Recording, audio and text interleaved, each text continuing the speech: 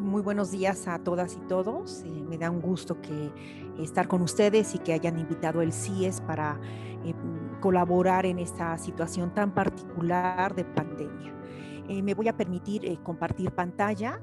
Traigo algunas presentaciones para ustedes para abordar los temas de estrés y de duelo.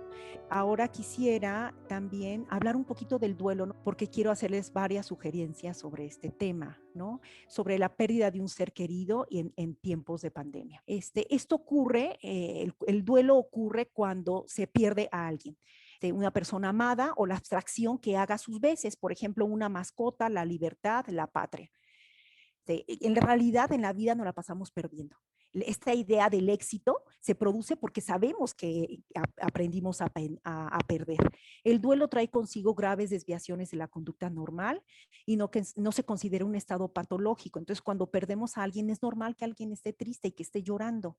No es necesario remitir al médico para su tratamiento. Más bien, hay que confiarnos que un poco el tiempo, el hablarlo, produzca que se supere y que eso que es temporal le demos la vuelta a la página, ¿no? Algunos síntomas del duelo son el talante dolido, ¿no? Ese estado así como de tristeza, de desazón, ¿no? La pérdida de interés por el mundo exterior, la pérdida de capacidad para escoger algún nuevo objeto de amor, el extrañamiento con respecto a cualquier trabajo productivo que antes nos gustaba, ahora ni nos llama la atención, porque la relación con la memoria del muerto nos llama más nuestra atención, entonces estamos pensando sobre esa persona, ese ser querido o esa mascota, lo que haga las veces de la pérdida, ¿no? Hay una inhibición o un angostamiento del yo, el yo se siente incapaz para responder a las exigencias del mundo exterior y el duelo se puede explicar muy bien, ¿no? Porque es un afecto, un sentimiento, un periodo que se produce porque perdimos a alguien, entonces es entendible que alguien esté triste, que llore, que entremos a su recámara y que esté llorando, o que si hablamos de esa persona que perdimos y ya ha pasado unos 7 meses y a lo mejor yo ya lo resolví, otra persona se ponga a llorar, porque bueno, todavía está en esa situación. Es decir, hay una causa y un efecto del por qué se produce este estado.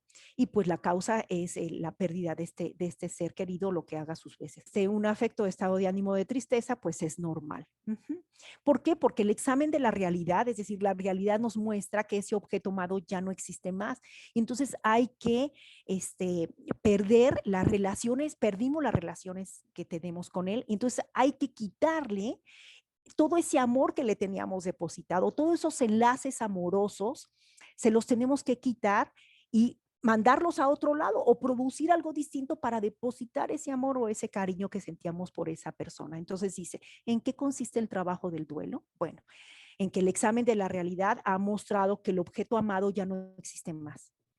Y de él emana ahora la exhortación de quitar toda libido de sus enlaces hacia ese objeto que teníamos hacia ese objeto y mandarlos a otro lado, ¿no? Entonces el proceso del duelo tiene que ver con que la persona no abandona en buen grado una posición libidinal ni aun cuando su sustituto ya se asoma. ¿Por qué? Porque está ocupado en quitar, en saber qué es lo que perdió. Esa es una pregunta clave. ¿Qué fue lo que perdí? Por eso puse aquí la imagen del Tal Mahá, que fue construido en memoria de un ser querido, ¿no? Esa renuncia puede alcanzar tal intensidad que produzca un extrañamiento de la realidad y una retención del objeto por la vía de una psicosis alucinatoria de deseo, pero es temporal, es decir, durante el duelo pueden pasar fenómenos que la persona nunca antes había hecho y ahora está haciendo y que todos los demás les sorprende, pero es que la pérdida fue muy grave. Lo normal es que se prevalezca en el acatamiento de la realidad, eso lo hace una persona después de un año seguramente, o un poco más, pero la orden que esta imparte no puede cumplirse enseguida o de manera inmediata.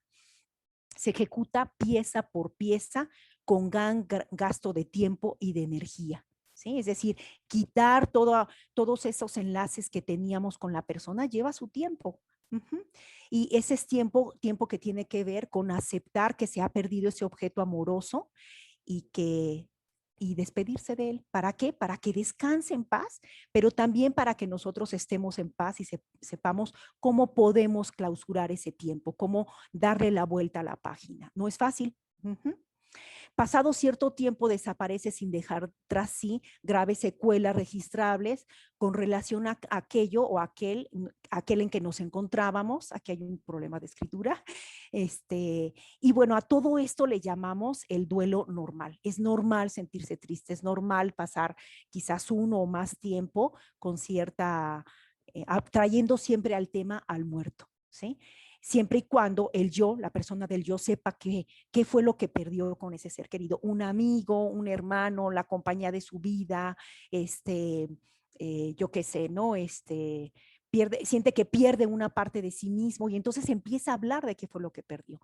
Entonces hay distintas fases del duelo. Una es la negación, no, no puede ser, pero ¿cómo pasó? Uno dice, no lo puedo creer, ¿no? Otra es el enojo, pero ¿por qué? Entonces tiene una serie de reclamos. La negociación, bueno, sí, ya no está sufriendo, ¿no? En el caso cuando hay una enfermedad, por ejemplo, el estado depresivo, de tristeza y finalmente la aceptación. Es un proceso, son una serie de fases por las que todos pasamos y es normal pasar por ello. ¿Qué factores afectan al duelo? Por ejemplo, ¿quién era el muerto? No es lo mismo si es una persona que yo no le tenía tanto aprecio, así es alguien a quien le tengo bastante aprecio, ¿no? Si murió joven y su sexo, ¿no? Generalmente nos duele mucho cuando es alguien joven porque pensamos todo lo que pudo haber hecho en la vida, ¿no? Y si es una persona mayor, decimos, bueno, disfrutó mucho, pero también nos duele, pero reconocemos que disfrutó de la vida, que hizo algunas cosas, etcétera, ¿no? Entonces, por ahí las funerarias han implementado esto de hacer un homenaje a ese muerto, ¿no? Y los rituales son muy importantes, solo que ahorita tenemos esa dificultad, pero podemos implementar rituales breves en los que hacemos los rituales que corresponden, ¿no? Las causas o las circunstancias de la muerte es otro de los factores que afecta dónde se produce la pérdida y la personalidad mía, de cada uno de nosotros para poder superar esa pérdida, ¿sí? También hay duelos que son complicados, es decir, que se tienden a cronificar, ¿no? O que se enmascaran, porque ya habrá tiempo de durar, dice el dolido, ya habrá tiempo, perdón, para llorar, y entonces se aguanta el sufrimiento. Es preferible no hacerlo, ¿no? O exagerados, porque sentimos que lo que perdimos fue muy grave y entonces ahí se prolonga más el duelo porque sentimos que lo que perdimos fue demasiado grande, más que ubicarlo en la realidad, pero eso ocurre en un estado, en un momento que se va a llamar ambivalencia, cuando nos preguntamos, ¿me quiso, no me quiso, fue bueno, fue malo, etcétera, ¿no? O duelos retardados justo por no querer sufrir en ese momento, lo dejamos para después y entonces se retarda esa pérdida, ¿no? Hay dos teorías dominantes en este territorio, la de Sigmund Freud y la de John Bowlby. Bueno, frente a un acontecimiento, cada persona tiene formas distintas de concebirlo, de explicarlo, de sentir, de pensar y de comportarse ante esa situación. La relevancia y reacción no depende tanto del acontecimiento en sí mismo, sino la forma en la que lo percibimos y el significado que le damos. El duelo tiene un componente individual, otro familiar y social. La pérdida afecta prioritariamente a las personas más cercanas al fallecido, generalmente los miembros de la familia, pero también a otras redes más amplias como vecinos, amigos, etcétera. Entonces, lo normal es la tristeza, el enojo, la desesperanza, las sensaciones de soledad, el abandono, que poco a poco van a ir cambiando, que pueden ser reconfortante compartir estas emociones y sensaciones con las personas que les acompañan, a través de conversaciones telefónicas, por WhatsApp, por redes sociales, ¿no? Escuchar el apoyo de otros es reconfortante en estos momentos de decaimiento. Ahora bien, si ustedes tienen la necesidad de ver, hablar con un familiar o amistad, háganlo, no esperen a que ellos lo hagan. Pueden conectarse con videollamada, en Zoom o otros medios. Es de utilidad mantener una rutina diaria en los horarios con respecto a los quehaceres de la casa, el trabajo, los tiempos de descanso y el ejercicio, porque si hay una tendencia a querer seguir durmiendo, por ejemplo, a aislarse. Entonces, vamos a tratar en familia de que esto pase lo menos posible. Hay que darse tiempo para decidir qué hacer con los objetos que pertenecen a ese ser querido y ahí podemos armar un ritual, como despedirse. Hay varias sugerencias, pero generalmente lo que decidan en familia es mucho mejor. Si la persona doliente comenta algo doloroso, la mejor ayuda es escucharlo, permitir que exprese qué y cómo se siente. Evitar las frases como sé fuerte, anímate, ya pasará, no llores, la vida sigue, es una ley de la vida, hay que resignarse, ha sido voluntad de Dios. No, primero permitir que exprese lo que está sintiendo.